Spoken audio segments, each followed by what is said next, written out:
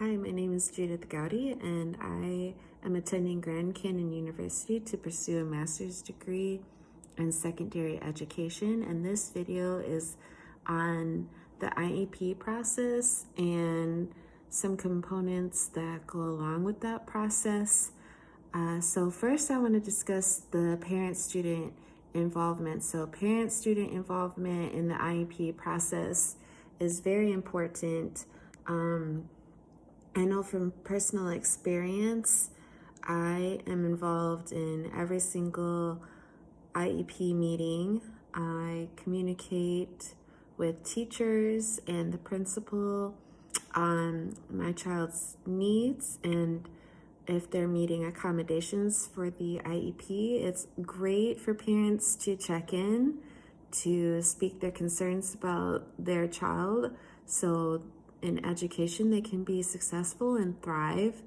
The student's involvement is just as much. It is encouraged that the student attend, and when they're 12 or older, they can start deciding what education needs that they believe they need. And also, they don't need a parent consent for signing the IEP documents. Next is the referral process. So parents that feel like their child is struggling in school and might need accommodations or, some related services, is great to communicate that with the principal or the teacher so they can get the IEP team together to get a referral in. And the next step is the evaluation process. So the first step is the referral, which we explained, and next is the evaluation. So when it's determined that the child might qualify to have a 504 plan or an IEP plan, an evaluation is given.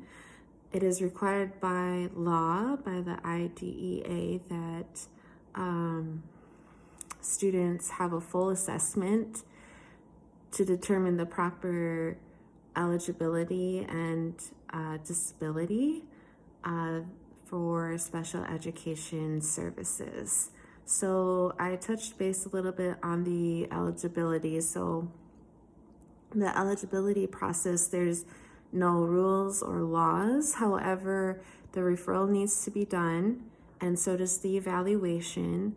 Those are the first steps before determining whether a child has a disability, is going to have an IEP, is going to stay in their general education classroom or a self-contained classroom or even therapeutic day.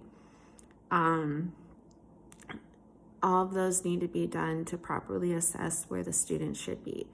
And lastly is the components of the IEP. So some components of the IEP are like discussing students' present levels, having benchmarks or goals for the student that should be met during the school year, sometimes quarterly, maybe weekly.